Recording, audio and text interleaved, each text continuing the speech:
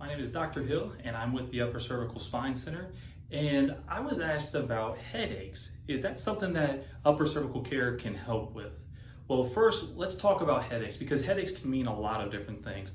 We can talk about migraines or like tension headaches or these throbbing headaches. There's all different types, but I want to address the two that I find that are the most common I'm asked about, which are the ones where it's almost like there's this tension in the back of your neck that runs up the back of your head and creates this pressure sensation almost.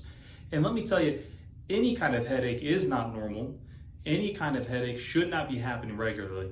I mean, it shouldn't be happening at all. And I'll tell you also that headaches don't come from a Tylenol deficiency, right? There's something that's causing this pain and it needs to be addressed. So we got to find the cause.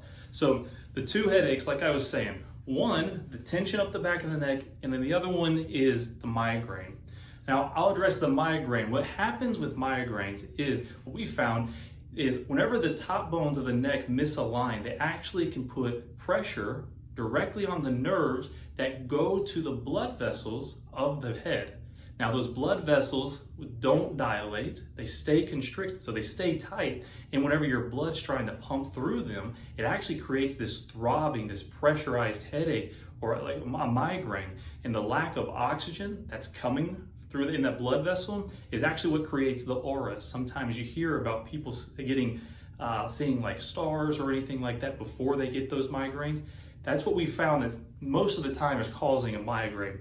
Now, I will say there is an interesting stat of migraine sufferers for 10 years or more, 80% end up having a stroke.